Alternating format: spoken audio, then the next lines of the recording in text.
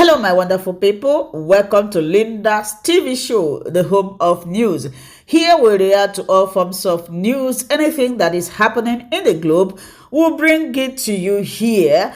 If you like what you are seeing, kindly subscribe, put on your notification bell. This is very, very important to enable you to know when we upload a new video or YouTube suggesting our videos to you. Now, in this video, I want to put a disclaimer that I do not promote misleading information in this platform. We do not promote violence. I hate those things. We are here to inform, educate the members of the public about what is happening in the world.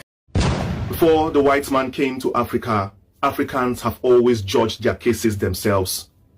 In communities, in towns, in villages, they sit down together in the village square to judge serious issues. And that is why nobody complains when the African community judges them. There is no bias, there is no corruption. But since the white man came and left us with democracy, it has been infested by corruption.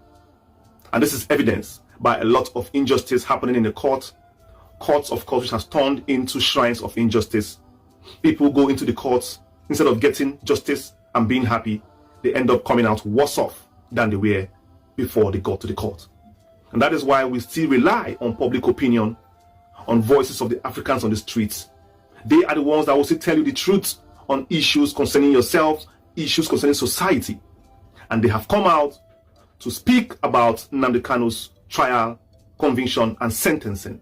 These are voices from diaspora who were interviewed one-on-one on the streets, and they spoke their minds unbiased, just like the way Africans come out in the village square to also lend their voice in the justice administration of persons back in the olden days.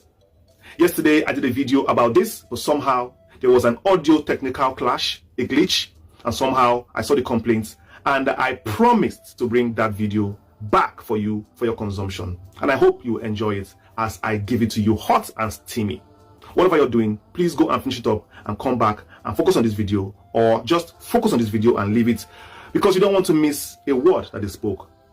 After that, I will still give you some reactions of Biafrans as concerning Nnamdi Kanu's sentencing. This is a video that contains the opinions, unbiased opinions of Nigerians living abroad. Opinions that they formed even after listening to the accusations of murder, of torture, of violence that the judge said on live camera about Nnamdi Kanu. Africans were still able to decipher and to pick out those words, still judge Nnamdi Kanu the proper way. I am proud to be African, and so should you. Watch this video. How do you feel about the sentencing of Nnamdi Kanu? Do you think it was a fair verdict, or do you think there would have been lenient in some sort of way? To be honest with you, when I saw this news here, I was devastated. I cannot picture what he has done to deserve that kind of sentencing. It's not as if they caught this guy with weapons or something like that. Even the way they brought him back to Nigeria, it was uncalled for. Do you think it was a fair verdict? The injustice was very present in Nnamdi Kanu's case. The way he was abducted, wrongfully convicted, Justice Omotosho ignored. It was quite shocking. People have done 10 times worse. Even our former President Buhari violently said that Nigeria will go on blood with.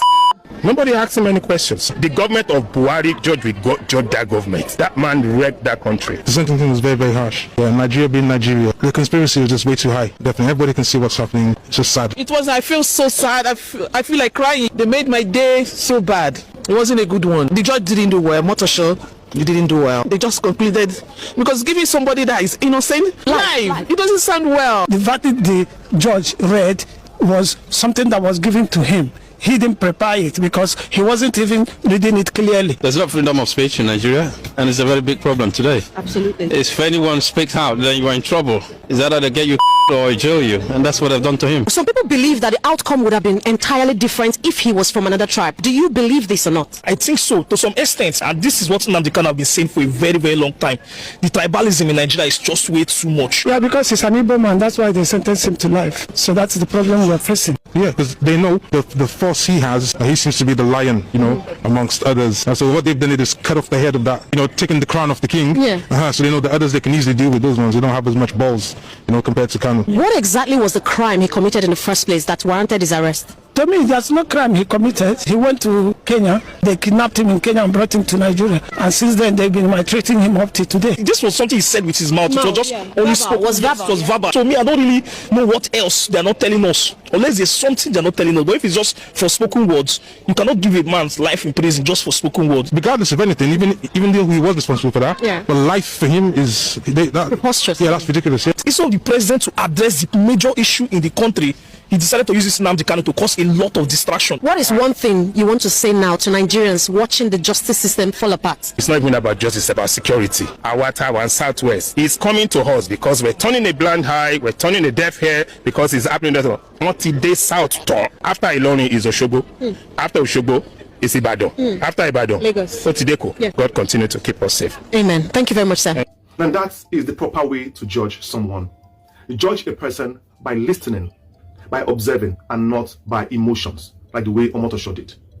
Omotosho is a product of the white man's, judiciary, wearing white wig and black and paying obeisance to the executive. Definitely, this style of justice system was brought in by the white man to checkmate people, to checkmate Africans, knowing very well that it does not belong to the people, it belongs to the government. Any justice system that does not belong to the people is fake, is a fraud, and can be hijacked at every moment, as seen in Africa. It was this same African court that sentenced lots of great men to prison and the firing squad. Africa has lost their great men, their elites, due to the justice system brought in by the foreign, invaders. And that is why Africa keeps going down every day, because no matter how bold and strong you are as an African, they will subject you to the justice system brought in by the whites, controlled by their puppets in power, used to demoralize and cut off the head of emancipating voices from Africa. That has always been the pattern, to shut Africans up using the judiciary that they created in the first place. Now, justice is no more in the hands of Africans, but justice is in the hand of the oppressors. But thank God that the main Africans who know themselves know this and know that Nnamdi Kanu is innocent. Likewise, all the great African leaders who have been subjected to this kind of treatment, who have been subjected to the death penalty, who have been subjected to life imprisonment, who have been taken out of this world by the justice system, created by the white man, not by Africans. So justice is not in the hands of Africans, it's in the hands of the invaders. Let me play you another video of the reactions in Biafra land and how they also reacted to this whole charade and hoax called a sentence. Watch the video. As a tribal, the Yorubas and the Hausas, they hate the Igbos because that is an adoption. He was adopted from Kenya to here. He's not supposed to be judged. The judge is supposed to go to Kenya. They just judge it here because it has an Igbo man. Nothing we can do, and they have done their wish. I'm not happy. I can say that the Yorubas, they hate Igbos. They hate us, and they don't want to hear anything Biafra. That's why they put that judgment like that. They want to silence Biafra. Warranted. So many have killed people, killed the soldiers in the north, but they are going free. So what do you want us to do? I didn't expect it at all. Didn't expect it. Because in the previous judgments, he's been set free. Now, what he was asking was that, what is the law for the judgment? What is it based on? That was his question. What was the basis of his, which law are they convicting him on? So that is, I'm not happy about it.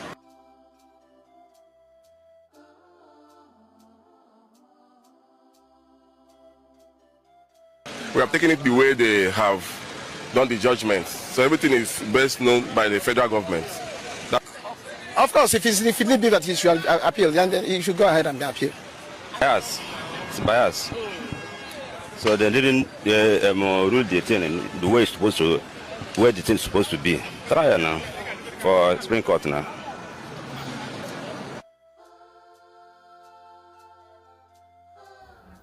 That says it all. The decision is unanimous. This is the Parliament of Africa speaking informed on what went wrong in the court. That is to show you that Omotosho does not represent the African people. He represents the imperialists and people who seek to conquer and take over our resources as African people and of course our lives. I have said this time number. A judgment is supposed to solve a problem and not to create a controversy. African judges have always used their courts to create more problem in Africa than solve the problem in Africa. That is not what people go to judges to do. Wise King Solomon in the Bible was a judge on his own right because he was the wisest man alive. People go to judges because they believe they're the wisest people alive. And when they went to Solomon, Solomon solved problems and people were happier for it. The African justice system was the same. People go to the king's palace and the king called all the able-bodied men and chiefs, and they sit together and they solve problems of community, and people are happy for it. We even had a system where even the oracle was presented, so people don't tell lies before the justice system. People always speak the truth so they can use the truth to judge. So if you lied before the council so that you can get judgment for yourself, the oracle of the village will still come down for you because you misinformed the council who used that information to administer justice in your favor. That was how deep Africans go in seeking for justice. And people were happy for it. But all of a sudden, this judiciary system from the imperialists coming into Africa, promising to do better than our forefathers and do better than our ancestors, at the end of the day, only done well in cutting off our able-bodied men, throwing our youths to the prison, misjudging, maljudging, bringing in corruption, and disintegrating and denigrating the word called justice. End of the day, they give judgments that people do not even relate with, people can't even understand, and people don't even feel that they belong a part of. People, end of the day, people keep crying as a result of losing their property, losing their life, losing their freedom, and losing cases that was before their eyes a very clear case to be won. All because the judiciary in Africa is corrupt. But thank you, diasporans, thank you, Africans, for speaking up for Mazi Nnamdi Kanu, for speaking up for the truth, because I can see clearly that this was a clear opinion of yours. Nobody biased anybody to speak this way. All of you spoke on your heart. And this is 9 over 10 of the people in Africa. The same word they will speak, the same thing they will say, because we are aware as Africans of the injustice going on using the judiciary. That is their object of attack now, the judiciary. The judiciary. But unfortunately, that judiciary is dead in Africa. Judiciary is dead in Africa. If Biafra to come, is not going to make use of this pattern of judiciary. We're not going to wear wig and wear black gown.